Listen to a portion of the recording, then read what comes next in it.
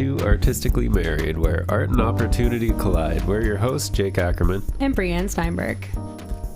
Yeah, you want to do the intro on this one? Yeah! My coolest cousin. Yeah. Today we're sitting down in the studio with my cousin, Bryn Garwood, a.k.a. the legendary DJ Tanner. Yeah, so awesome to have you. We were talking off air before, and we're like, this is our first DJ. Amazing. Yep. Yeah, we've had a lot of musicians, but not a DJ yet. Nice. Oh, yeah, we're so excited. Have you done a podcast yet? Never. Oh! People don't want to hear me speak. What? Why do you think we asked you? We're so excited. You're always so energetic. Keep the beats going. Right? Yeah, we're so excited Yeah, about everything you're doing now. It's just been cool following your career. Oh, crazy. Yeah. So yeah, why don't you just give us a kind of synopsis of how you got started in the DJ scene? You've been almost 30 years DJing. Do you remember your first gig? What got you started in DJing? Yeah, amazing. 98, bought turntables. I remember wanting to do just jam with the band, and there was already a lot of people that had instruments, and so it was almost like, man, maybe I'll try keyboards out. I can be a keyboard player, or maybe I can get turntables, and maybe I can add some baby cuts and jam with the band. So I think that was like the starting point, and also just growing up in the 90s, 80s, listening to hip hop, and then understand that there were samples. And then already got into it, like the samples are almost better than the actual hip hop songs. And then so it just started, the seeds being planted, and things are starting to grow, and just chasing that, always chasing that, and always trying to figure out more and learning more. Before, like, you had like Google and before anything, right? So it's just learning from like mixtapes and like trying to figure out where the sample came from, you know? Right. Just from listening to the radio or whatever, and just like making pause tapes, mixtapes from the radio. Yeah. So that's like how it all started. Like always like waiting for hours on the radio, and then recording songs, and then making mixtapes, and then going play basketball, and just walking the dog for 2 hours listening to music. So nonstop. So that's the passion from the early days. 1998. Wow, that's crazy. Buying turntables. Yeah. Saved up to buy a car after the first job, and then once you got the car, then it was buying records and turntables. Yeah. Yeah. What would you guess? How many records do you think in your collection now? I don't know. What was the first gear that you got? Was it like, you know, like this professional awesome. turntable stuff? Or? What a great question, because watching Rap City, A-Track was 15-year-old who won the DMCs, and I had friends like Malcolm was DJ Muscles locally, guy Dave Carruthers was from Welland, had turntables or DJs. But they had Gemini mixer was like the you go to Radio Shack, buy like a $99 mixer, but it leaked so it was a mixer, but it was just poor performance. You couldn't go couldn't go side to side on a crossfader to mix in two songs. So it's like you're getting a cheap tool for your job, which you need the right tools for every job. Yeah. And so people would have it, and they're like, oh, you're always fixing it. You're always like WD-40, and you're just trying to work this mixer over to make it work, or else you're just leaking. It sounds. Your songs can't mix in. Your transitions are off. And then so it was hilarious because A-Track was on, and he's like, I use American Standard, and it had a little bit better fader. And then my dream was always from the get-go was maybe let's do 3 turntables, and so I got an American Standard mixer. And A-Track was just at Bastard Barbecue like last week. Oh, cool. Or back in July. And he was one of the main performers, and I was like, oh, that would have been a great story if I had a chance to meet him. I didn't go up to the front, but that would have been hilarious to say, hey man, like you influenced me to buy American Standard, and it lasted a long time. And same thing, I had to always tweak them. That's how the mixers were. But that was the original. That's still a really good brand, right? Of DJ still, equipment. I don't even know if they're still around. They do lighting and stuff like that. I was gonna say we have some American. Yeah, there's American DJ. Standard toilets, I think. Maybe they pivot. I have no idea. I don't know. I should know. I don't know. No, maybe I'm thinking American DJ. Yeah, that's what I'm thinking of. Yeah, they do a lot company. Yeah. Oh I think you're right. I think they do a lot of lighting now. We have some like techno light stuff. Yeah. It was neat. I was Bastard Barbecue talking to this guy Zimmy. He's has private stock record label, and he's like head of like Pioneer. He's involved with Pioneer DJ US. Okay. And he's like, you should have brought the American Standard. You should have brought your mixer. You could have said, can you sign this? Yeah. I go, yeah, that's a better play. That would have been epic. Yeah. That would have been so funny. So yeah, so that's when we first started, and took that mixer everywhere, and yeah, until years go by, and then but it's standard Technique 1200 turntables to begin, and they still have lasted over 28 years. Oh, and you still use them? Still use them. Wow. There's a gentleman, Lee. He's in Hamilton, and he is the main guy in the area. He's been in Toronto. He's in Hamilton now, and he can reconfigure like the rewiring, and he braids them with the RCA cords. Wow. And you can tell when he's upgraded. One time left turntables outside, and it rained, and needle on the record, and the needle turned to dust. And lucky that the turntables still survived a little bit of rain. Wow. Like years ago at a house party. Yeah. I was gonna say, what do you kind of miss about those like early days of DJing? It's the equipment. It's still the same because it's still buying vinyl, and it's still carrying vinyl around. But now the 45 game, like 7-inch records is a huge demand. People press 45, and then it sells out. Like 300, 500 sell out like in 10 minutes. Wow. So it's almost like just that rarity, right? There's a huge culture of 45 DJs globally. Yeah. So it's game inside the game to be able to get some of the 45s that come out before they sell out, and then they go on Discogs for higher prices. So it's but still from 28 years ago, from digging in the crates and buying records to still doing that nonstop, to this day.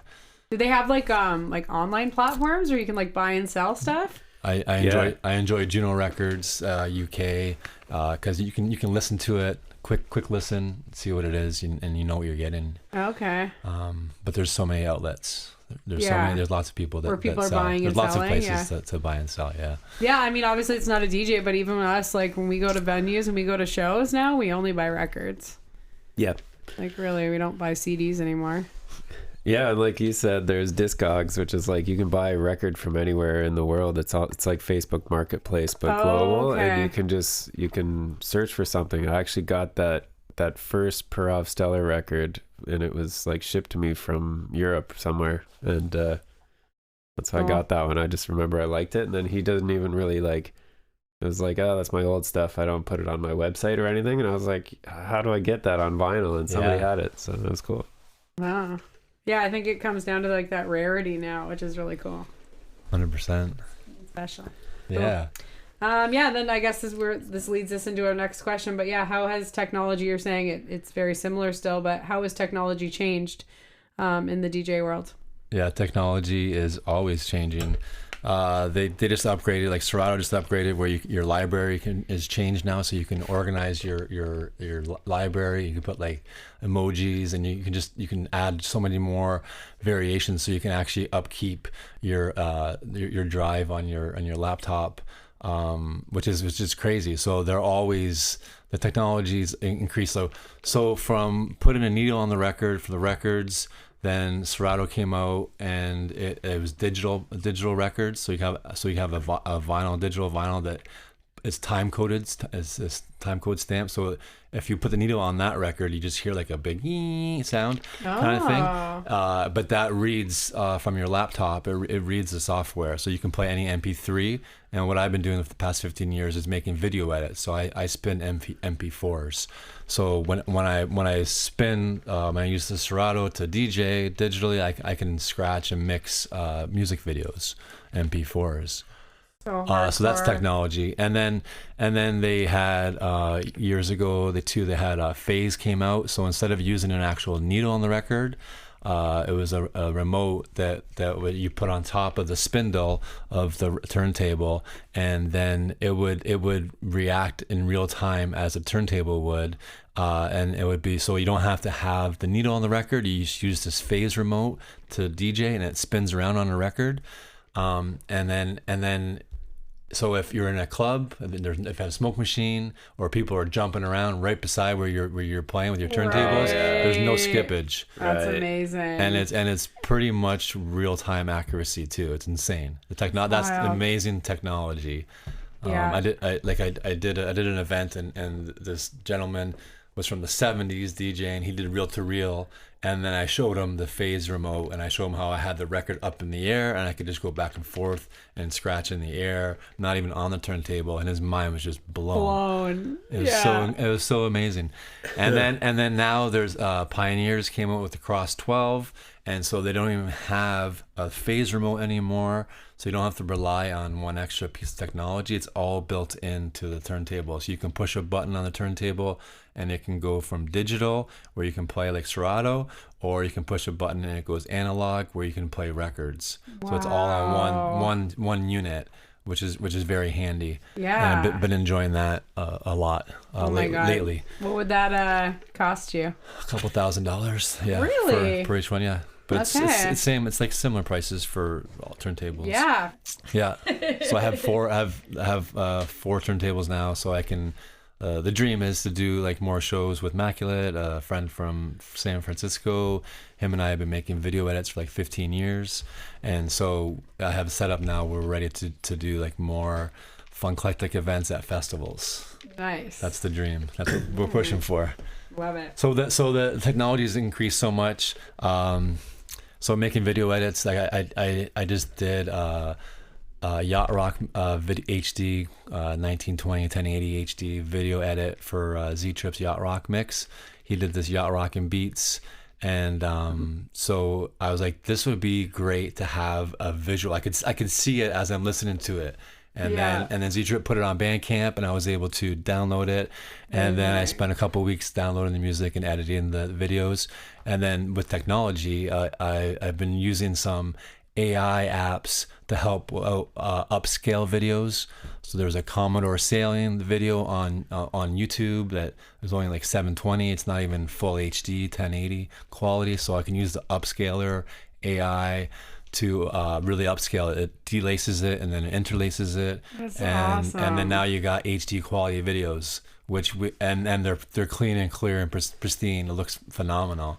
It's mind-boggling. Makes sense. You're so taking cool. these videos from like, they're old, and you want to make them like look, modern. Yep. That's so cool. And then so even just last week, Mac gave me a hint, like you can take a 480, video, and you can get it to 1080, but you have to like go one step at a time. You go from like 720 down, and you gotta do it slow. We're doing 1080. upscaling in some of our like just digital stuff. So like I pictures. just did a video edit today of people on the stairs, and it was a 480 video, and now it's I just showed cousin Brent, shout out cousin Brent, and it's full, it's good full HD. It's insane. So it's awesome. insane. Yeah. So moving forward from now on, I'm always gonna have just this HD quality video edits, which is insane. Game changer. So I have now I have a HD video edit, a video that no one else has. Right. Yeah, exactly. Yeah. None of that exists. The creativity, That's so cool. the technology just keeps pushing, and as a DJ you have to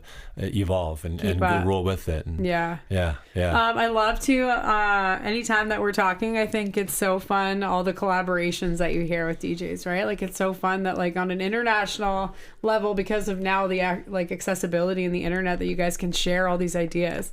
I know musicians do it, and it's just in a different way. Like you guys just seem to always be feeding off each other and just like getting each other inspired by stuff, which I think is awesome. 1000%. Yeah, it's just such like collaboration, teamwork. Yeah, the silver lining with COVID was, instead of seeing a DJ like once a year in Toronto, we're in Niagara area, Toronto, hour away. Then you would see the DJ once a week in his kitchen, in his studio. Right. So now you're not just seeing someone for a couple hours once a year. You can really tap into what each DJ is doing. Yeah. And if they perform monthly, they perform weekly on Twitch. And I'm still to this day still finding DJs on Twitch that are just incredible DJs. Yeah. And the whole Twitch community, DJing is like changed everything. Like people say like, Twitch changed my life as a DJ. Yeah. It's incredible. It's incredible to go live, and then different time zones, different people tune in all over the globe. Yeah. It's insane. Yeah. It's absolutely insane. Friends and fans, Australia, Spain, Germany, like all over the world, like South America, Colombia, all this stuff, right? Like East Coast, West Coast states, North America. And it's fun that you're doing it out of your house. You're not having to like arrange these we've been to shows with like 100,000 people. It's a huge ordeal to get a show together, right? So it's nice for an artist to be able to kind of like, even if you just use it as getting feedback, right? Maybe you're like prepping for the big show. Let's see how people like this. Let's put stuff out so that you can kind of use it as like a soundboard. 100%. For getting stuff out there and getting feedback for it. Yeah. Cool. You can do whatever you like. It's the best. Yeah, it's awesome that it's getting accessible like that. Yeah, I mean, you started talking about it, but yeah, how do you get ready for sets? How do you get ready for like an upcoming show? Yeah, I'm always digging in the crates, so it always depends. What kind of show, and it's being in DJing for over 28 years. You just have the ability repertoire to understand what whoever's hired you, what they're looking for. They're looking for hip hop. They're looking for like what genre of music. There's so many genres of music. Yeah. So then if we're doing like records, then you gotta organize your records. And then if you're doing like make a funky Toronto, or you're doing like these video edits, like you're bringing visuals. It all depends, right? And it's the ability to curate and just capture and just go with wherever you're at. Yeah. So it's endless. So usually if you're getting hired, they'll give you like a style or a genre that they want you to play. Yeah. Yeah. Different places, different venues. Every time I see you, I feel like it's a completely different set with 100% different music. That's it. You always got to keep pushing, right? Yeah. And then we always work through stuff, and you get in a zone of what's good and then what's what people are feeling. But it's endless. And, yeah. The past 15 years doing the video edits, and then so the first 10 years making video edits, made 1,000 video edits, and then when COVID hit, we did like 2,000 video edits in the first like year. Like we were just listening to so many DJs. Never used Shazam ever in my life. And then now you're watching so much music on Twitch, and you're Shazamming people, or the DJ, the community is the best because DJs will tell people, they'll tell fans, they'll tell other DJs, well, what was that song? What was that track? That's the fun part about like the live feed, right? Is that people can interact with each other. And I think that's so fun about the community setting like that, the online presence where they can like, tune in and drop questions in chats. And then other like people, not the DJ, but other people in the community can tune in. Oh, I know what that is. Now it becomes like a trivia night, right? Yeah. It's just so fun, the interactions that people get to have. Yeah. And it's because all of the online stuff. So many different levels to it. Like people know so much, and then they'll add their insight and they'll help other people out. It's just a community. Such a huge community. Yeah. Especially when it comes to just like knowing different music. It's fun. Yeah. You are so high energy. What is your secret? You're high energy all of the time. Nuts. How do you do it? You got it. Like Immaculate always says, you got to be in the moment. Yeah. Like Scratch Bastard too. Be in the moment. Like you got to be in the moment. Huge. Don't get like. It's been a long time where you really feel awkward or nervous about a gig because I over prepare so much. So I guess you do get nervous by I prepare so much. Yeah. But then it's over preparing, which is great because then when you're there performing, you can just do it. Yeah. To anything, DJing, to anything in life, you should be doing that. Any performance for sure. Anything. Mm-hmm. Yeah, and then but then like when I got the grant and I brought in Cut Chemist, who was like legendary DJ. And last year? Last year at the Exchange? At the Exchange. Yeah. And it's like a dream. It's like a 98 bought turntables, 2000 like Brain Freeze was Cut Chemist and DJ Shadow and Z Trip. Right. And New Mark and Dante. And anyways, all these guys are legendary. They're just up there, like you just don't think that you would ever. Oh, Dante's the guy who's playing on Friday. We're going to an ecstatic dance. He's playing on Friday. Yeah, so at our friend's house. So you just would never ever, and when I first started DJing, would ever think that you would be able to connect with someone or network with them or do a show with them. Right? Yeah. And then to do it, and then the Cut Chemist show was an incredible moment. Like he said it was his best a DJ experience of 15 years. Oh my we gosh. just brought him over, and we just treated him like we did. Try to do the best things in the area. So we're like, hey, let's go check out Sammy's Pizzeria. Let's go see the falls. Like let's just do some things, and maximize our time. Where's he from? L.A. Okay. Los Angeles.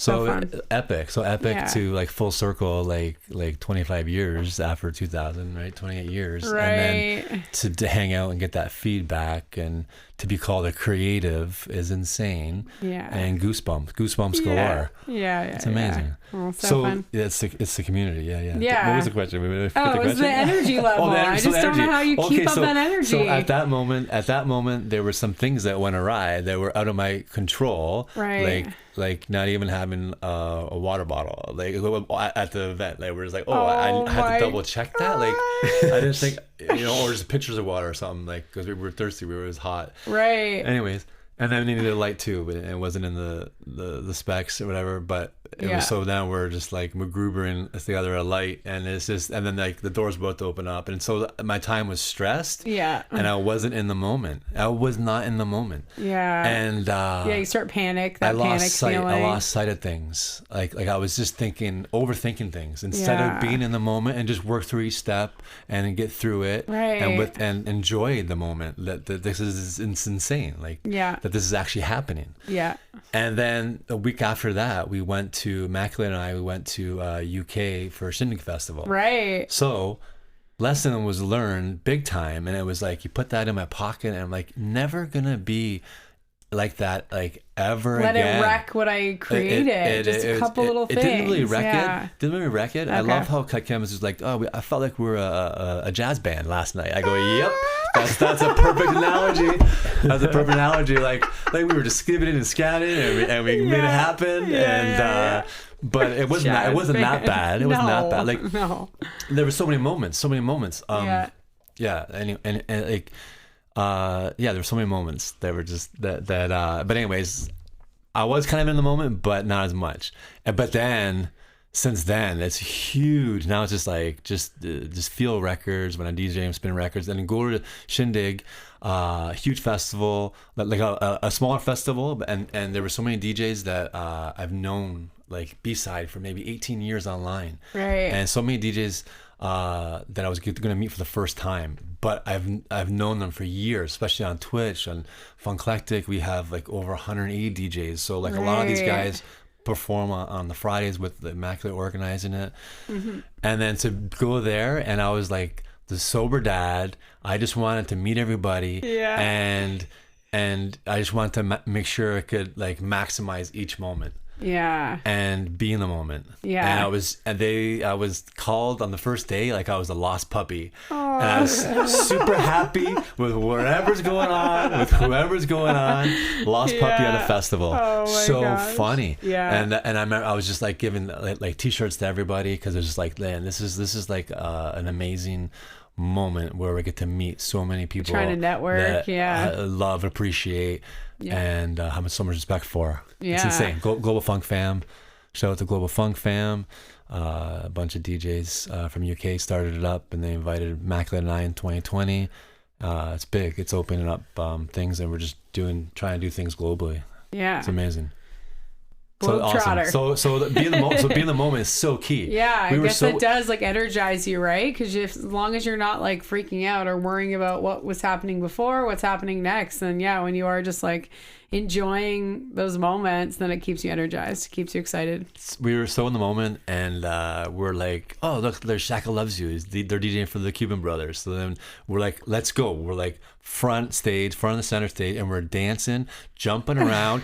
We knew like 80%. We know so many of the songs that they're playing, right? Yeah, so the support level is even ginormous. It's even greater, right? Yeah. And then we're like pointing to them. We're like high fiving. We're clapping. We're getting like so many people involved, and people were like, "Who are these crazy people?" The lost puppies. Like, what's this? Lost puppies now dancing?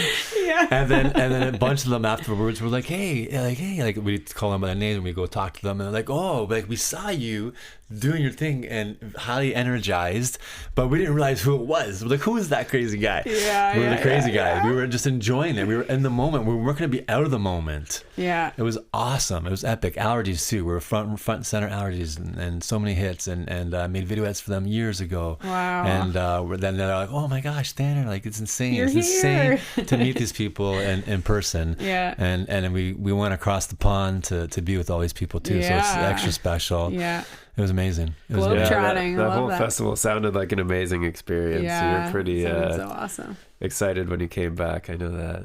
Yeah, 100%. Still, it's still like what a trip. Like still, it's Is that Yeah. is that something that's gonna keep going on every year? It did. We didn't go this year. We got asked to go back next year. People that we were hanging out with. Massa is a huge fan and friend, obviously. And he's like, you got to come back because we had so much fun. And I'm like, you know what? I think we got to come back. And maybe we'll get into to perform again. That'll be awesome. If we can even do a four turntable set, that's the goal. Is more Cool. 4 turntable AV mixing. It's nice when you have like a niche, right? And you're like, if we this could is do something that I that can would bring be- it special. That would be awesome. Yeah. But Yeah. that's what we're pushing for. That's what we're gearing Working up towards. Yeah. Cool. Yeah. So exciting to like Yeah. set yourself apart some way, right? Like do something like, well, I think even the video stuff is just off the wall. It's so different than what you see when you get a typical, screen with moving lights or lasers, right? Just having those like video edits is so nostalgic and so powerful for people. Yeah. So great. Thanks. Yeah, talk to us about post-show recovery routines.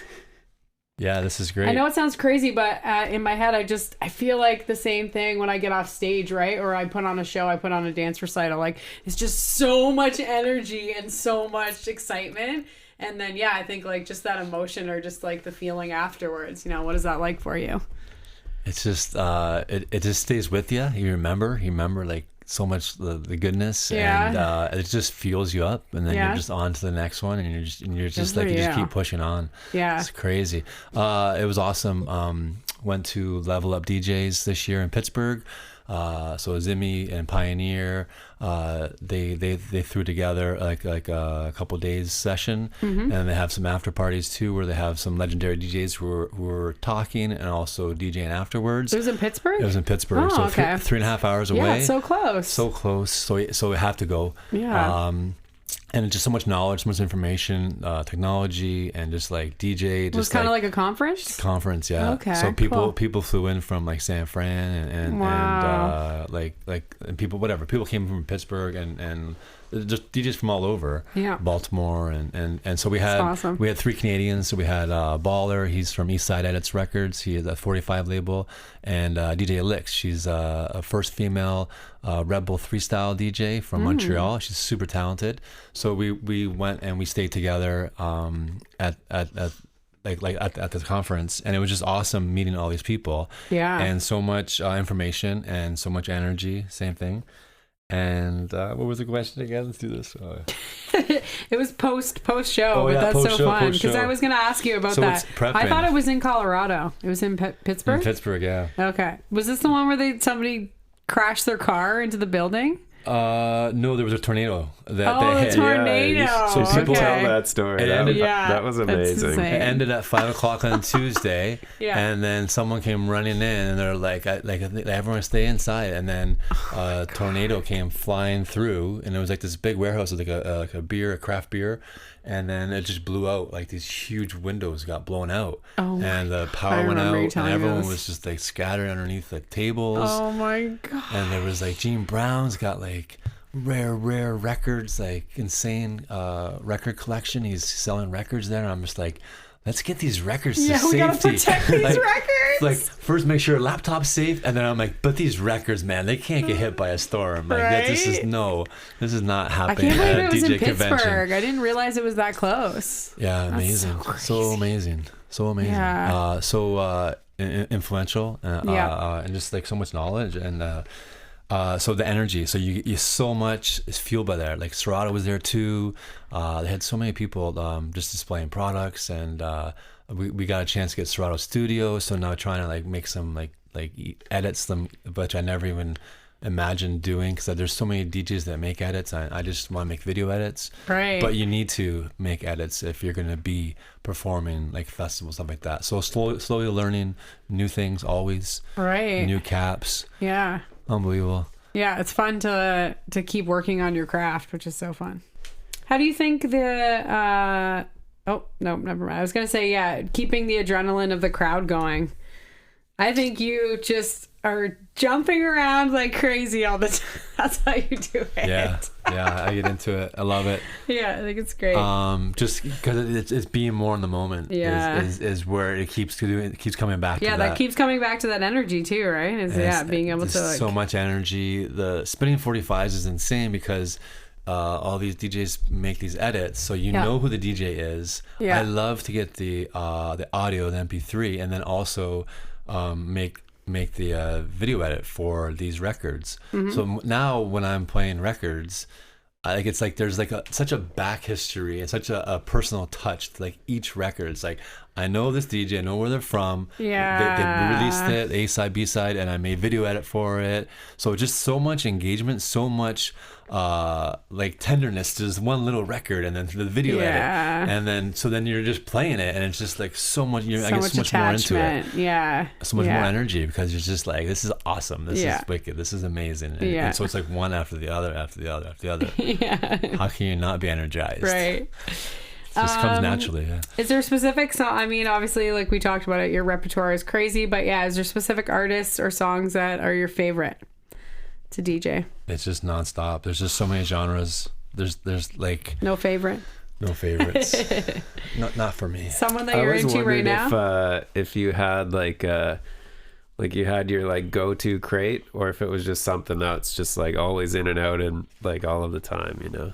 Yeah, I'm always cycling. Yeah, like did like vinyl at Stratus Vineyards, and I brought vinyl out for that, and then like a month later, wherever we do Groovin' in the Park in Toronto festival. So it's like, okay, but it's like a house music festival. So what can we do? Like, we're gonna do more upbeat, disco-y stuff. So you're digging through the records to adjust. So it's like always adjusting. And it takes more time to like manually search for a record than put together your Serato library kind of thing. Yeah. So it's always, and you're getting your fingers dusty, and it takes it back to the original era, like when you first started. Yeah. And why people started doing it. It's like you feel like you're younger again, and you're a kid, and you're going through that same process. It's like Christmas every time you go through the records kind of thing. It's insane. Yeah. So it's always different. So you're always trying to adapt to everything. So you don't have like buckets that are in different, you know, got some organization. Got some organization. We did the red one in the basement, so I got some. But it's ongoing issue of organizing the studio. It's the last on things to do. It's always like daughters first and household stuff, and cooking, cleaning is more important than me organizing my records. How do you do it? Just straight up alphabetical, or is it in genres? Memory. Muscle memory. Well, come on. You know what's crazy? So Listening to Scratch Bastard Day Tuesday morning coffees on Twitch. He does like 3, 4, 5 hours. Oh yeah, Brad was telling me about it. It's like it's so fun. It's one of the top shows I think on Twitch. And so he's got like his Paul's Wall. He's so many records. And he was playing a new Slick Rick track that just came out. So he's always bringing new stuff. And then he just did a random pull from his records, and he pulls it out, and it was Slick Rick. Come on. Like, you just know. He's got like 80,000, whatever. He's got like thousands of records. Yeah. His walls are stacked, right. And he lost it too. He was like, he's like, I can't believe I just did a random pull. You can run it back, and in his VIP top grilling, you can run it back, and he just randomly pulled it. And I'm just like, but you're like, how do you know I'm not organized? I should be more organized. There's so many awesome DJs that are super organized, and they label their tracks. I am still old school, and I like to go on a journey each track, but it takes to put yourself on a journey. It takes me a little bit longer to mix. Looking for the shiny spot in the middle, Because it's like if you have it all beats per minute, like if you had it all, so you're going like 100, then the next one's 101 beats per minute, so you know that this is going to be one notch on the pitch, and it's easy to mix in. You don't even have to listen to it almost, right? Right. So to me, that almost takes the fun of DJing. I still have so much fun DJing and trying to mix it in a song. You still want to challenge yourself. But it would be more fun to rip through a set faster if I was organized. Yeah, that's key. One day, I always say we're gonna get into this because I have all the questions, but because we're in the same boat. Yeah. But yeah, exactly. I mean, we just are cherishing every second we have with our kids, knowing that one day it's gonna be about us and we're gonna be organized. Yeah. My sister, her kids are away at college and university, and so they have more openings and right. You and see more it. time, you see that glimpse, so you can see where they're at. And you're like, oh, that's gonna come. It's gonna come faster than we can. Yeah. You know, it's unbelievable how old they are now already. How True. fast it goes, right? Yeah. So we're enjoying every moment. I was really curious about this because we over the years we always do music festivals that kind of have like some live musicians and some DJs. So we've seen enough DJs over the years, but I'm always curious about how DJs like set their pacing. Like, how do you decide how long a sample is going to be and then how you transition? Like, how do you make that decision? Because we've seen a couple DJs where I was like, they let it go for like 3 seconds and then they change in 3 seconds and 3 seconds. Like, how do you decide how long you're going to go between pacing? It's a good question. Yeah. It's all like creative instinct. It's going to be some people, they say let it breathe. That's like let the song breathe. Some people let people get into it. Some people are just them, they're doing clubs or whatever, so people don't have the attention span. So they gotta play that song and they gotta play the next song. You gotta in and out. Yeah. And you're just hitting it that way, right? Or if you're doing like a disco set, you got like a 8-minute long, 10-minute long song, right? And you're gonna really let it breathe, right? Right. So there's so many different genres of music and so many different ways to DJ. Okay. And that brings it to, there's people that do like revisions, so they'll play one song and then it's a revision of, and they play a very similar song, right? A different version, and then they might do like 8 of those in a row. It's the same song. Like you can do, there's so many different variations to DJ. Right. And so that's the best part about when you're a DJ. You can feel what you want to do and do what you want to do, and read the crowd. Yeah. And then adapt to it. Yeah. You're like, oh, they're feeling this. I'm gonna like leave it, or oh, they look like they're getting over this, so they're bored. I gotta go like something new. Yeah. And then another technology aspect. They just came out like a year and a half ago with Serato stems. So now when you're DJing, say you're playing a song, you're playing the MP3, and so you have the song, it's playing, the words, the instruments. But if you don't want the words to play, you just can push a button on Serato, and then now it's just instrumental. That's amazing. You don't want the bass line in the song, the groove. You just hit the button, and then you have the drums. So That's you can amazing. manipulate each track. You can build the track. You can take away. So if people aren't feeling it, you can really cut it out quickly. You can just that song can turn into an instrumental right away, and you can mix in the next song right away. Right. So you can mix quicker, better transitions, able to adapt to the crowd. You can cut the music out and then just have the acapella, just the words playing, and then you just put a beat underneath it like right away. So you're just layers, or you can, if you wanted to let them breathe, and if you want to just have the drums come in, and then you're playing the drums for a couple of bars or whatever. And you gotta run and go pee. You can have a go.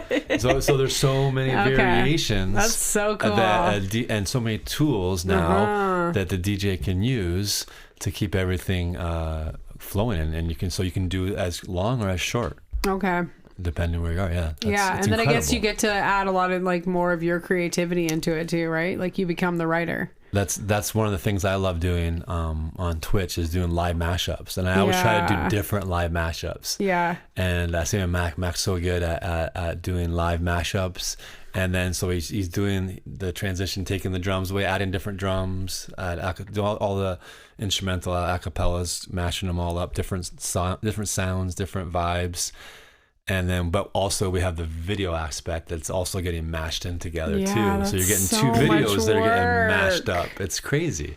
I never would ever imagine you could do this when I first started 28 years ago. Right. Insane. Yeah. When we're watching, I'm always thinking about stuff like that. I'm like, how are they doing this? There's so much work involved. And now you have the most recent time we saw you at Dylan's, you had like the front screens too. Yes. So you have like the back screen, and now your like DJ booth is also a screen. Yes. That's wild. So we got asked to do Dylan's. They got a bigger tent. Shout out to Dylan's Distillery. Yeah, that was awesome. such a beautiful event. It's one of my favorite events in Niagara. Yeah. Yearly, and so I love The spinning grounds are vinyl. awesome. Yeah. And then they hired Figure 4 this year, and I was like, ooh.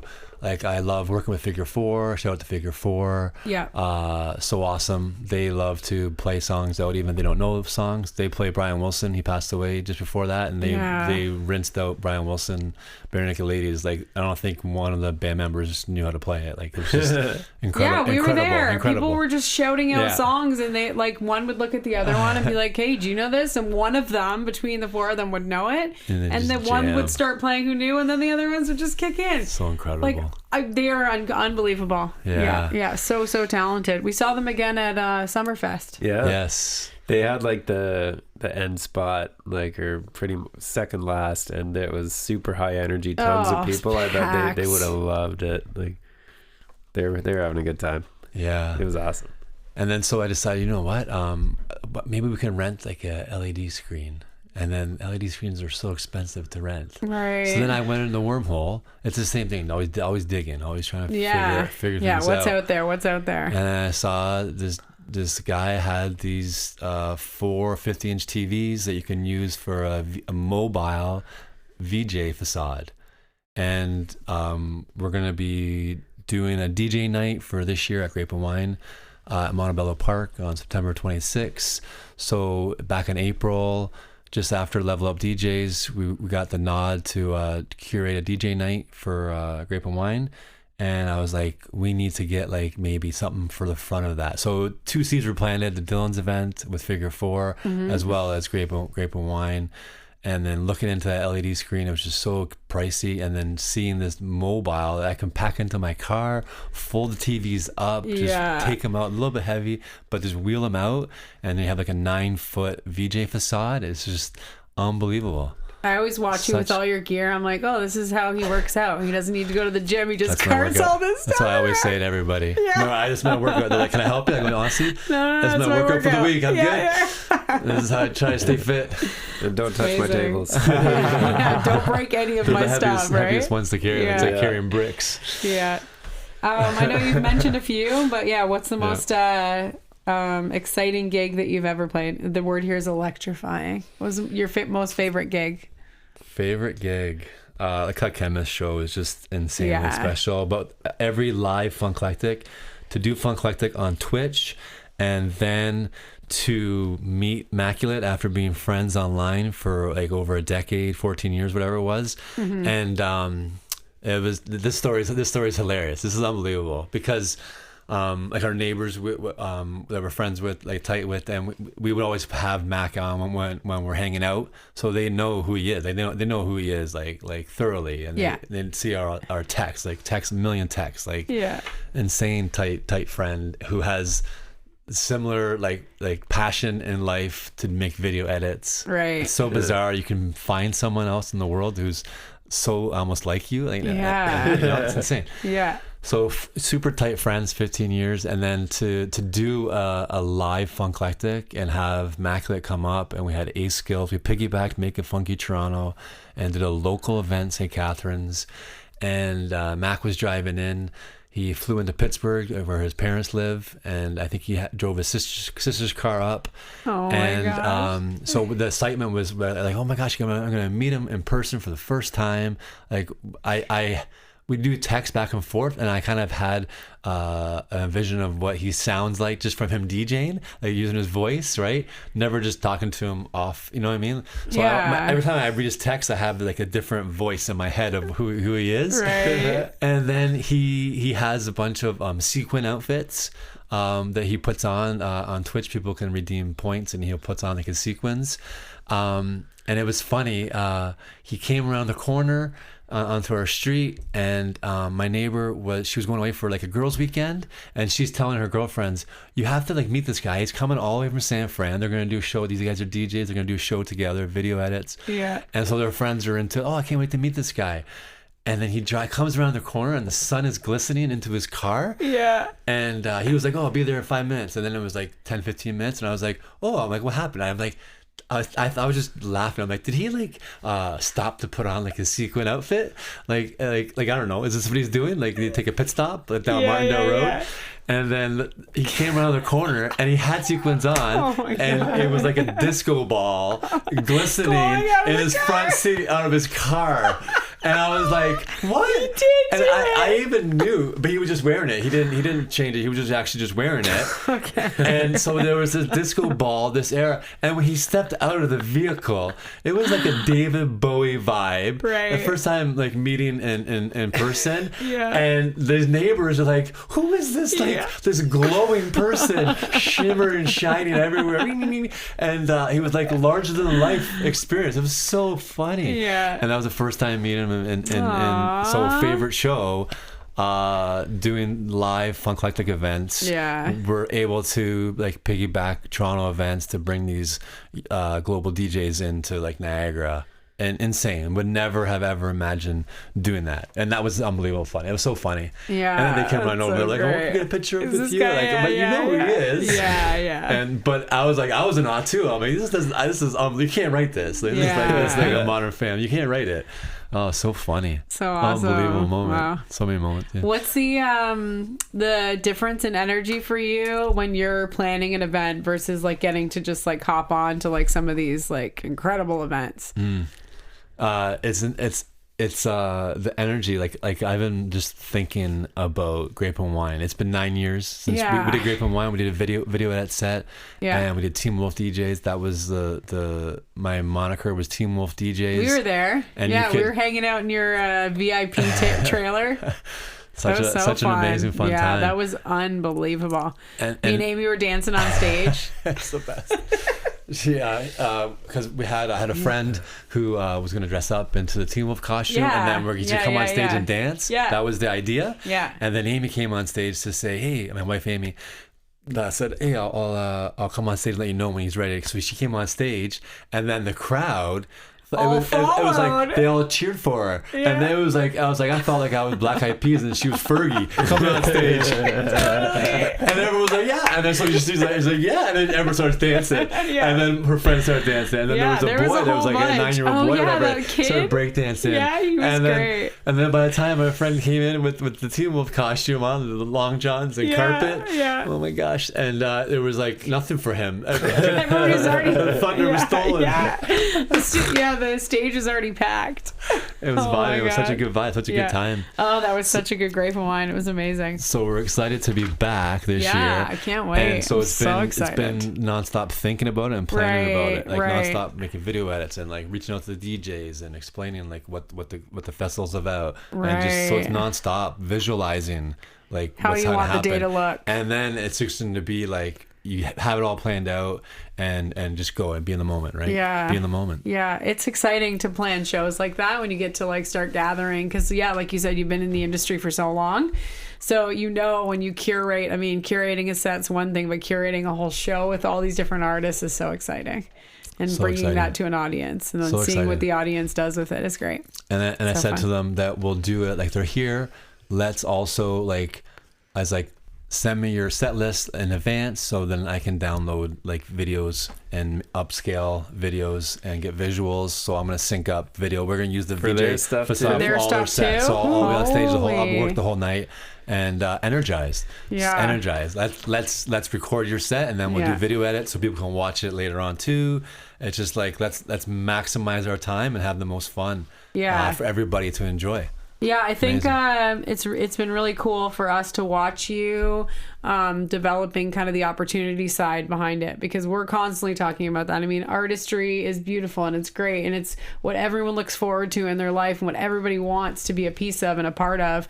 But I think it does, it's a lot of work, and it's sometimes tedious, and it's a lot of time that you're giving up. So I think it's nice for people to really recognize how much work goes in it, and it's not free.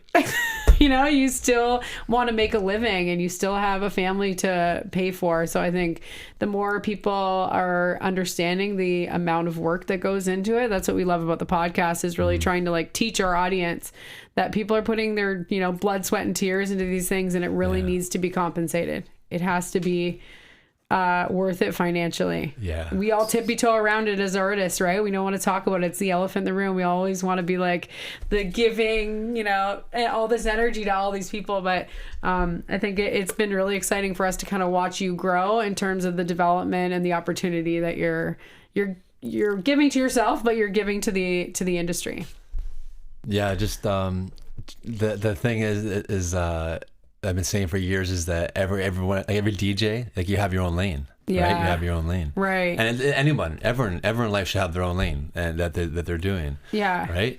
And so when we went to Level Up DJs, Rich Medina was one of the DJs that was headlining. Yeah. And he opened up Dante's Hi-Fi in Miami. It's like the North America's best vinyl bar. Right. And so he performed when we went to Bastard Barbecue last weekend, whatever, a couple weeks ago. Okay. He was performing in Toronto, so we went to check him out. Right. And so he was playing records, and each track he played was great. We're like, we'll stay for an hour.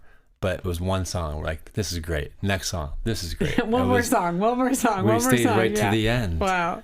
And then he just gave amazing. He's at the end of it. He's like, you know what? I'm 55. I had a dream, right? His dream was to move all his records from Philly, go to Miami, start this vinyl bar. He reached out to his family, friends.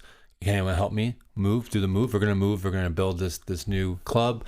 And only one guy helped. One guy was like, yeah, you know what? I'll help you out. Yeah. Right? Because people don't follow other people's dreams or passions, or they're just like, oh, and that's like, okay, good luck with that. Yeah. Right? And what he's doing now, it's epic. Yeah. So he says at the end of his set, he says, everyone has their lane. And I'm like, oh my gosh, I've been saying this for years. Yeah. And then he's like, but what's your end goal? What's your end goal? And where does the lane take you to? Yeah, where's the lane going? And if you have an end goal and you think you're working hard, work harder. This is it. Right. This is it. Yeah. And I was like, poof, yeah, good one. Because I'm so happy DJing and everything. So many working with so many other people, so many other creatives, and making video edits, and the biggest thing for me is trying to be a part of the culture. It's DJ culture. It's music. Totally. It's the community. It's adding the community. to it. I just want to add to it. Add something to the culture, and then for him, it was awesome the way he said that, and the way he's just like he's 55, and he's at the point where now he can finally enjoy things. Yeah. Because he's worked so hard, and so he built his dreams, and he's like, if you have the end point, you put your head down and you just work hard to get there. You don't have to tell anybody what you're doing. You just do it. Yeah. So this is what I feel like I'm doing too. Is similar. Is just making these connections. So many connections. So many incredible DJs, incredible producers, and just adding a little something to the culture, right? Yeah. And just continuing to grow. Continuing to grow. Yeah. Amazing. Yeah. So fun. Wild, eh? If you could, you're excited about all the things you're doing, but any dream collaborations in the future or venues that you would love to play at? So we did Funklectic AV when we did a show with DJ Yoda.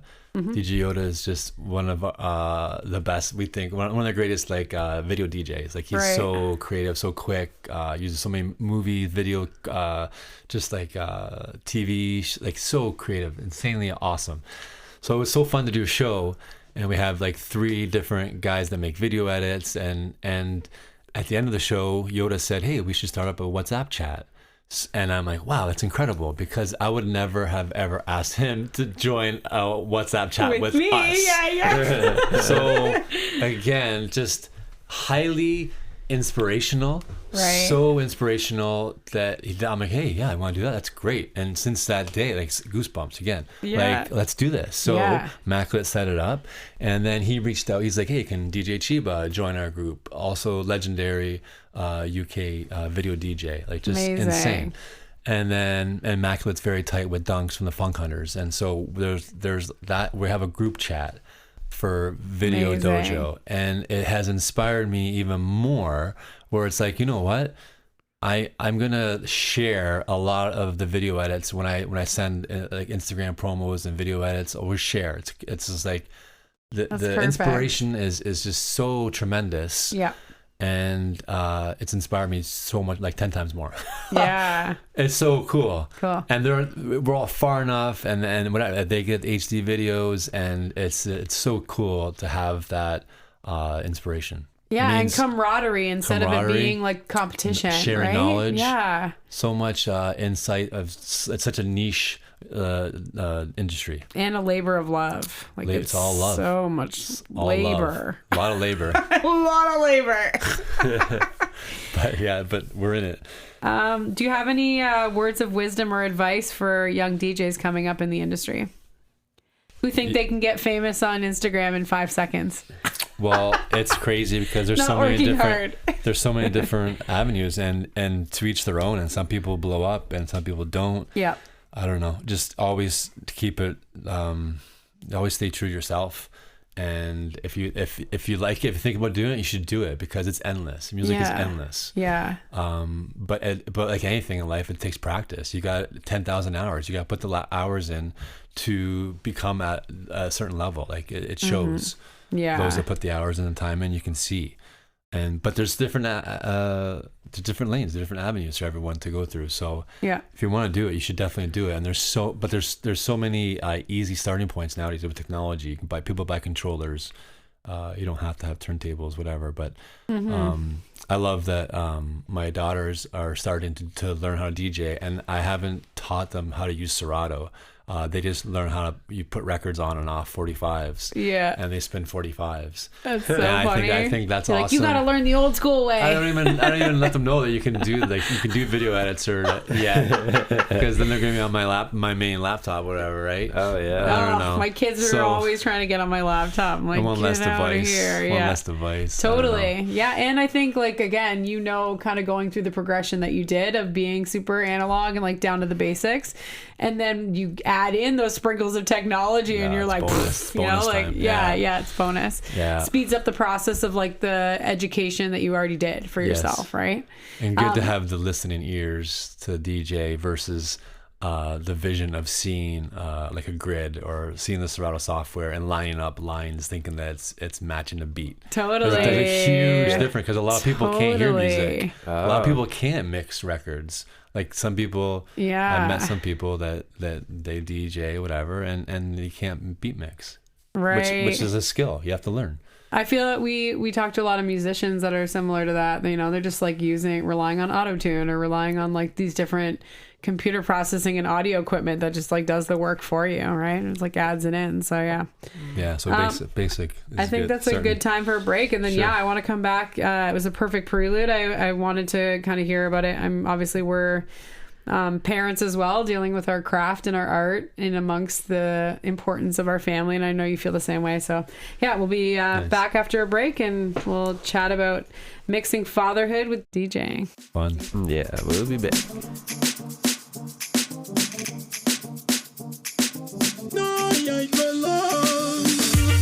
That's St. Catharines. Yeah, here we go. St. Catharines. Those are parties. Niagara. Those are parties. In the city of St. Kitts. In the city of Niagara. In the city of St. Catharines. We keep it rockin', we keep it rockin'. Shake, shake it, baby. Shake, shake it. Shake it, mama. Shake it for me. Shake it, baby. Shake it.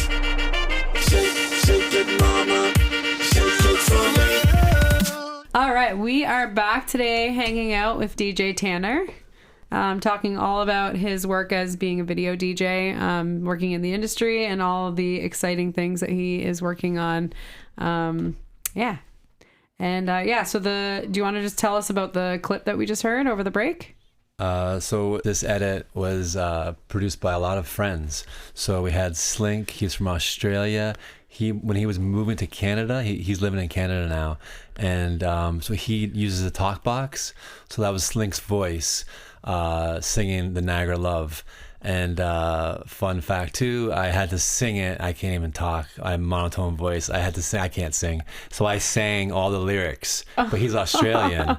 So you can hear his pate. It's like has a hard Australian accent in it, but it's so good, a talk box. So I asked him, hey, just a random thought, and hey, could you do this, whatever? And he's like, yeah, sure. And but then he had to ask me a couple times how to really pronounce it, the words. Oh my god! So he did California Love, and he put Niagara Love twist on it. And then he did like Traffic is from Australia too. There's a beat it's a California Love. So he put the acapella over that. And then he did the original California Love beat with Niagara Love over top of it. And then, so that was years ago. That was like maybe 7 or 8 years ago that took place. And then just recently last year, Ace Skills did this Buku instrumental edit. And for California Love, and it was like it's a banger. So I was like, oh my gosh, if we can get the Slink acapella over top of that. I actually had trouble syncing it up. It wasn't clear. So I reached out to DJ Nick Bike, who is phenomenal, incredible DJ from BC.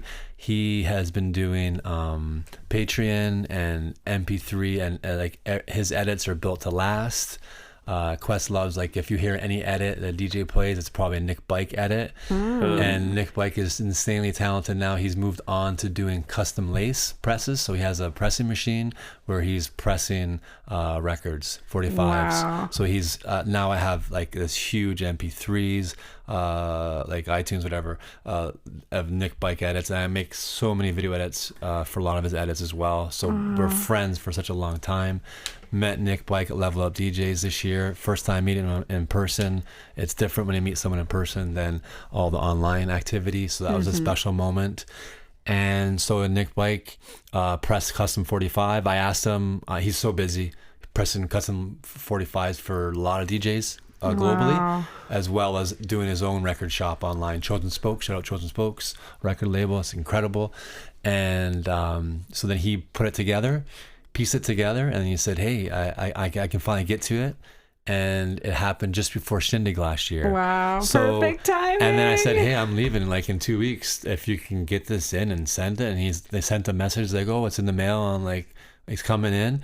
And then I got busy before heading out, really like hustling at home before leaving everybody. And I actually forgot that was on order and coming. Oh my gosh. And then it came in the mail 4 hours before I left to go to the airport. Come on. And I was like, oh, this is insane, because I'm going to Shindig, and they're doing a 45 session at the Church of Love, Father Funk. I was running Church of Love for the 10-year anniversary, and X-Ray Ted reached out to all the DJs that were coming if you wanted to do like a 45 carousel and drop like 2 45s or like so. Like a promo type of thing. And so I was like, I'm going to go to a first festival overseas, and gonna drop a custom press 45 that Nick Bike, A Skills, and Slink are all involved in. Yeah. Insane. Oh my god. Can't write You're that. like mic drop. I didn't even have a chance to even test it out. Oh so my I was gosh. playing it for the first time. Maybe it was a Skippy Whippy. Maybe it had a flaw in it. Maybe it wasn't master right. But I just so much trust. Nick's so awesome. And played it at the festival. It was so killer. X-Ray Ted said, hey, all the way from Canada, we got DJ Tanner, and everyone was there. It was a goosebump moment. And then played the track, and then it went off. And then it was the first time meeting Father Funk. He came backstage, and he was like, siphoning through all the DJs. He's like, who just played that? Like, what was that? and I explained to it all these people involved and how I came about, how I just got it in the mail. And he was like, that is awesome, mate. And I'm like, man, it's so awesome to meet you. That is such a cool introduction. Wow. Epic. It was so epic. Amazing. Can't write that. No, you can't make those stories up. Yeah. So that's my Niagara love. I tried to promote Niagara. I love being from Niagara. Yeah, for sure. I didn't move out of Niagara years ago, but thinking maybe move to BC, maybe get gigs constantly in Vancouver. Yeah. But family, friends, and just staying local was more important. So it's Niagara love all the way. All 28 years. Totally. Unbelievable. We're on that train too. Crazy. Yeah, so I, of course, know your beautiful children. I teach them both dance. And I've always thought about asking them, I wondered if they think you're cool. Nope. I don't think any kids think their parents are cool. Man, they don't realize how cool their dad is. I think there's different adjectives that they would use to describe me. And they would use better adjectives than I can use to describe me. And they would be able to describe it exactly how it is in their eyes. Not radical? Not radical, not dynamic, not cool. Yeah. Maybe just their bro. Is that what they say? Yeah. That's what they say? They must be influenced if they're starting to be interested in DJing, though. Yep. They one day they'll be like, my dad is amazing. Yeah, I said for Group of Wine, like let's pick out records, or if you want to order get records, involved in it. Then so I said it'd be great that they can open up at the Grape of Wine. They can do like a 30-minute 45 set, because not a lot of they're like female DJs playing vinyl, younger age. Good opportunity to play. Totally. I said, would you be interested in playing in front of a bigger crowd? And they said yes. Amazing. So they already have the performance experience. They've been on stage, they know what they're doing. Yep. So we're gonna practice. Amazing. And, oh my gosh. Which is super amazing. Yeah, that's awesome. I think they're gonna rock it. Yeah. How over the years has it influenced you being a dad? Kind of you're approaching your scheduling. That's a good one. You're like, I do not sleep ever. I have. So my homie DJ Immaculate is always preaching about the Immaculate method. So it's get 8 hours of sleep. Wow. He's heavy into getting 8 hours of sleep. Yeah. And so he's in the States in San Fran. I'm in Niagara with my kids and family. Yeah. And it's impossible for me to get 8 hours of sleep. That's hilarious. And I totally agree that the more sleep you get, the more your body, the better well rested you are. But to actually do it, I don't think I've got 8 hours of sleep ever in years. Yeah. Since the kids are born. It's so rare. It's so rare. And I just love get up and then maybe make a video edit while people are sleeping. Summertime, kids are staying up later. So I'm like, I can't stay up late at night to work on video edits because we're staying up too late. Right. So in the summertime, I had to adjust. And I was like, you know what? I'll wake up when my wife wakes up to work out before going to work. And I'm like, you know what? I'm going to put in hours while the daughter's sleeping. Yeah. They're teenaging. They're sleeping in. Yeah. In the summertime. So it's like flip-flop. Instead of staying up late, maybe stay up a little bit late, but not too late, and then get up early and work on video edits early. Smart. Crazy. I got one that stays up late and one that gets up at the crack of dawn. Wow. I'm screwed on all fronts. Wow. Yeah. Anna's up till 10. Phoenix is up at 6 in the morning. Yeah, I've thought about doing that, but I'm just not functional in the morning. You're not an early riser no matter what. Yeah. How has being a parent changed your perspective on DJing?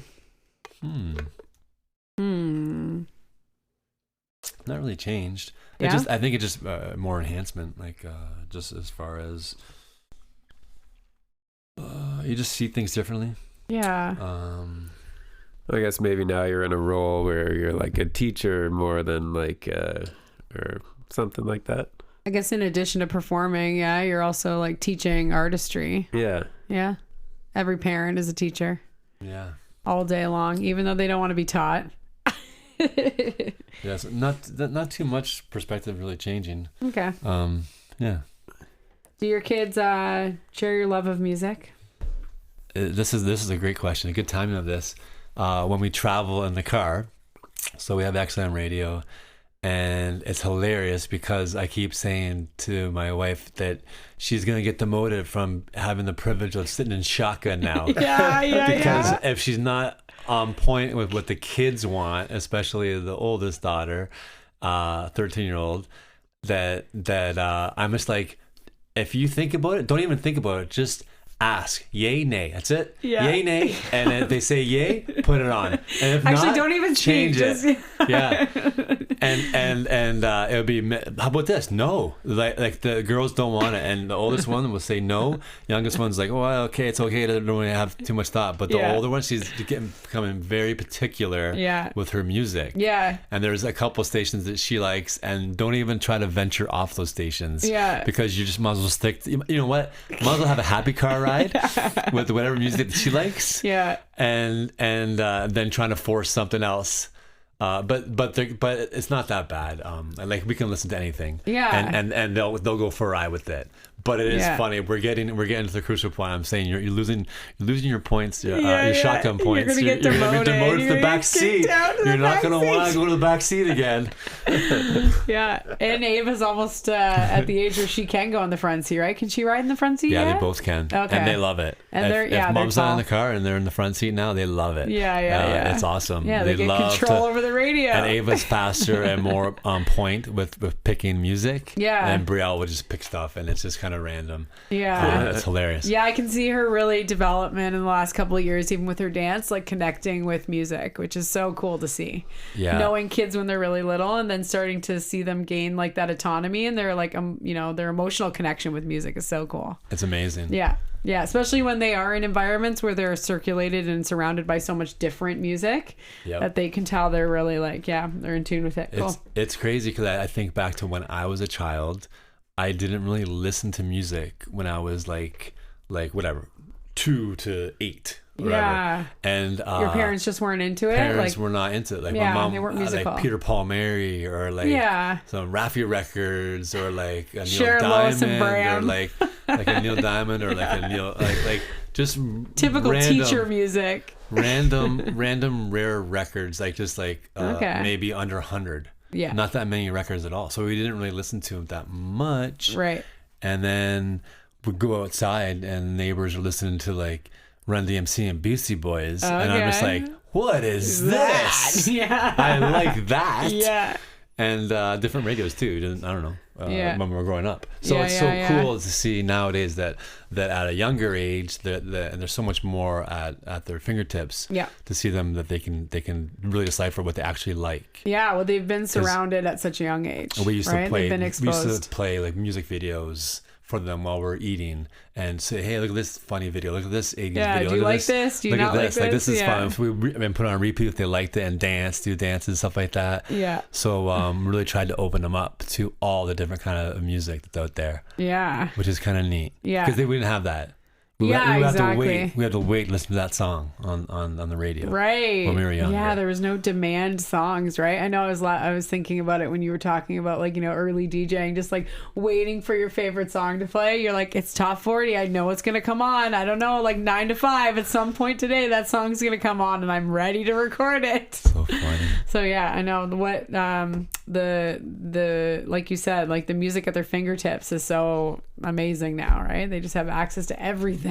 Yeah. So jealous. Yeah, so different. Man, we didn't have Spotify and YouTube. Like, come on. All the technology. We're so lucky. Yeah. Do you think it's kind of made you a better artist being a parent? Yeah, definitely becoming a parent is definitely change.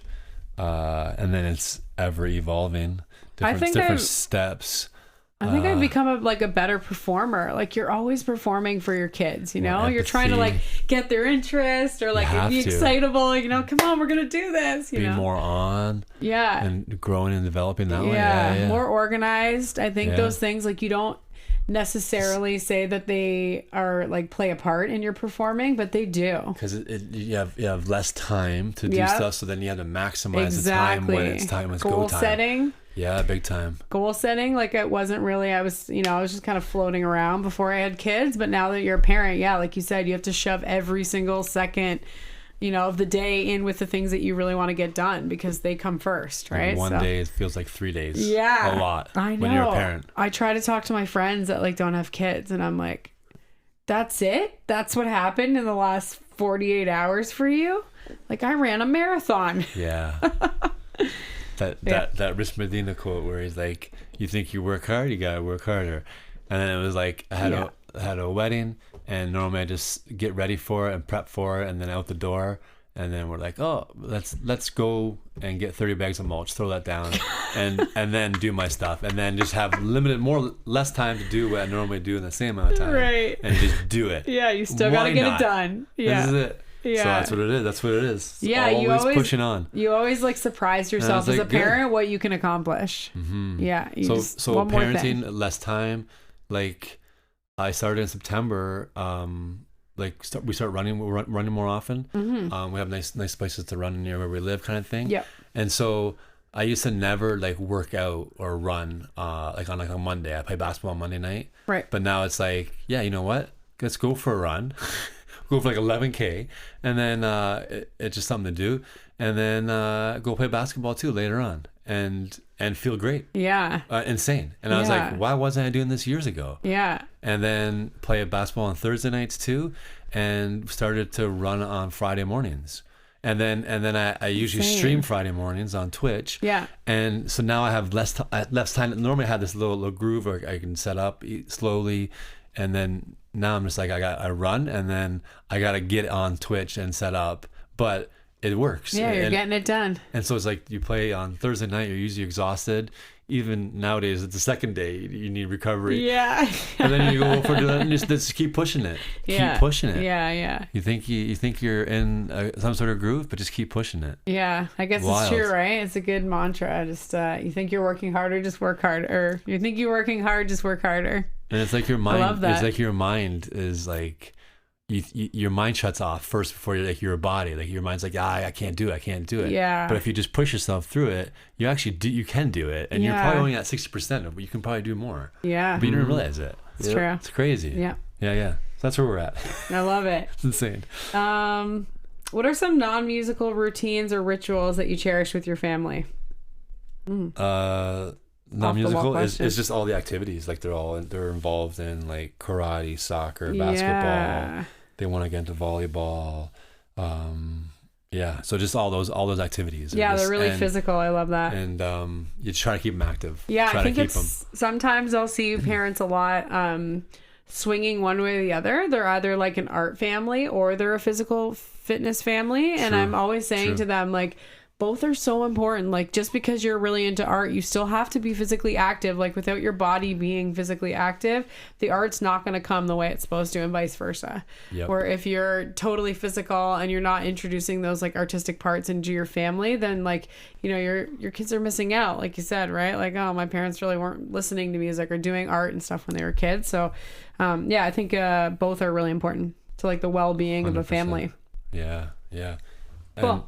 Like we like they by us doing they learn too, and they also just naturally come about it. Yeah. Like we started doing, like, we're doing laps in our pools, and then in your brand new pool. Yeah, brand new pool. Woo-hoo. So it's a different summer. Yeah. Enjoying that. So awesome. And then so Amy will do her laps, and then the girls will start doing laps, and I'm like, Ava, how many laps did you do? She's like, oh, I did 50 laps. Wow. Brielle, how many laps did you do? 10 years old. 30 laps. Wow. And I'm like, I didn't start doing laps until in like 30s. Like, yeah. I didn't do laps when we had a pool when we were younger. Yeah, you really do need your parent to like role model that, right? And just not even saying, hey, Yeah. we said, hey, you can join us, you can do it. We have a swim lane purpose for doing laps. So Oh, you can just hop in perfect. it and do it anytime you want. Yeah. But then they do it while we're doing it. It's unbelievable. Awesome, yeah. So they'll just kind of follow along, right? They just follow along. They just naturally started doing it. And I say that a lot to parents, like being in my administrative role, I'm always like, don't lecture them. They don't want to listen to what you're telling them to do. But when you just do it, then sometimes they just follow along behind you, right? Yeah. Which is great. And I also feel that with the art. A lot of times there was, when they were young, when Anna was younger especially, I was like, come dance with me, and she didn't want to. But then when I just start doing it, I'll wander into the studio, and then she follows along and she does it. so good. So yeah, it's really fun. That's being incredible. an artistic parent and trying to raise artistic kids. It's great. Yeah. Yeah, so you kind of mentioned this, but yeah, tell our listeners where they can find you. The whole like Twitch, they can get on there, or how can they search for you? How can they catch up with you on a weekly basis? Twitch on Fridays usually go on when the girls are in school. Okay. So usually I usually go on after Little Fever from Ottawa is on usually 9 to 11, and I usually go on 11 to 1 on Fridays. 11 to 1. Been on Twitch for like over 5 years and never really had like a solid spot to grow. I just kind of fill in wherever needed for immaculate scheduling kind of thing. Okay. And with the kids too, it's always busy. Right. So but I'm just super happy. Like I said, I love my lane, and I'm happy to get on and get off. I usually hop on and hop off. Should be on more, but it's fun. And do one-offs too. Like tomorrow we're doing Raiders of the Lost Art. It's a stream on Twitch with all vinyl DJs. So there's so many vinyl DJs all around the globe. Tomorrow we're celebrating like 52 years of hip hop. So I'm gonna do like a all vinyl hip hop set tomorrow. Cool. Super awesome. Yeah. It's so great. Twitch is like a web platform? Yeah, so it's like it was I've meant. never been on it. Twitch Sorry. was meant for streamers. Don't like, laugh at like me. video Some game- audience might not know. A lot of people have no idea what Twitch is. Yeah. And there's a whole like lingo that people use. There's followers. There's chat. People lurk. Love that. Because it's just playing in the background. Right. Or you can get involved. There's emotes. People have emotes, so you can like subscribe to somebody if you want to support them. You can get people gift sub to other people if they really like what you're doing. And you get hype trains. So Kind of like Patreon? it's just But it's like live a stream. way of DJs to make a little extra income. Love that. So you can there's a hype train will form if people start to donate a little bit, and then you have like a time limit before the hype train wears out. I love And you only get this. one hype train per hour if you're DJing. Okay. So yeah. But Cool. it's not about any of that. Just for me, it's about the music and Well, connecting with so many people from around the community, globe. right? It's Yeah, incredible. the And connection DJs. part is so cool. So many DJs. Twitch, okay. Fridays so- 11 to 1. Is that not until September that starts? That's always we've done. This week is 267 Fridays Wow. in a row, and it's one of the longest running. Like Mac got me involved. I had no idea what Twitch was. He said, "Hey, we can go back to back, do our video edits online on Twitch." So and I'm old, and I'm like, awesome. "What is Twitch?" Same thing. What is Twitch? I'm old. Yeah. I love it. That's so cool so though. it's- That so it's people can crazy. check you out from like the comfort of their own home once a week on a Friday morning. That's amazing. Yeah, it's super I fun. love that. So that's good. Okay, and then tell us And about the Flux Pavilion and tell us about Grape and Wine. September, I got invited back to the Phoenix in Toronto. Amazing to perform there. Last year, the visuals for Flux Pavilion, and Foss, he's from Foss DJs from Thorold too. He performed, and so I'm ecstatic to be back, to get asked to perform this year. I'll be doing visuals and opening up. So I'm working on a video edit set for like a drum and bass and a dubstep kind of themed AV set, which is Very cool. epic. Like it should be like 1,600 people, 1,800 people at the Wow. Phoenix, and it's a dream to perform there. Yeah. And that's a week. great That's venue. a week before curating the Grape and Wine Festival. We have a bunch of DJs coming in. It's gonna be such a fun event, Yeah. and Grape and Wine's great. And that's and on, looking forward to being back after 9 years with the Grape and Wine. And That's so we September have the 26th. September 26th. And we're gonna have Be Funky DJs. That's my daughters Ava and Brielle. Yes. They're gonna spin records for 30 minutes to open up. Amazing. Then we're gonna have Baller from Eastside Edits from Newmarket. It's coming down. He's gonna be having his own record 45 label coming out soon, and he's a really good friend. We went to Level Up DJs, and we're looking to maybe try an all vinyl spot up in Toronto. Maybe that sounds good in the future, like a monthly Friday. So that's going to be cool to play spin vinyl in Toronto. Yeah. And then Little Fever is originally from St. Catharines, and DJ Little Fever's live in Ottawa. He's coming down. He makes all these mashups and edits, and he's gonna mash up the festival. And then a good friend Dwayne, his name is Justin Hale Love, and he always performs at Shambhala, like the best, biggest music festival on the planet. And he usually goes on before Richie Rich, the main guy who's in charge of Shambhala. So he has like a very incredible spot and so much heart and so much love that he performs at this incredible festival. So he's going to be bringing those Shambhala vibes to St. Catharines and performing. And so excited that he's going to perform because he usually just does that. So it's so great to meet Dwayne, super tight friend and close homie and father, awesome person, and for him to come and DJ, I was very excited for his set. And then also DJ Licks, she's the Rebel 3-style female DJ. She won it in 2019. Super talented DJ. She's coming from Montreal as well, like a featured DJ. And then myself, I'll be doing a video edit set as well for a Grape and Wine. Amazing. It's all locked in. We're going to have a super fun night of DJs for DJ night. And we're looking to do this annually too. So putting tons of work in and looking forward to it. Yeah. So come out September 26th. Very excited. Grape and Wine. Well, thank you so much for coming and taking time to sit down with us. This was incredible. Thanks so much. Can't wait to follow you in the future. Unbelievable. Thanks so much. All right. Have a good night. Appreciate it. Yeah, it was awesome. Don't forget to follow us on Spotify and you'll never miss a podcast. Good night. Good night.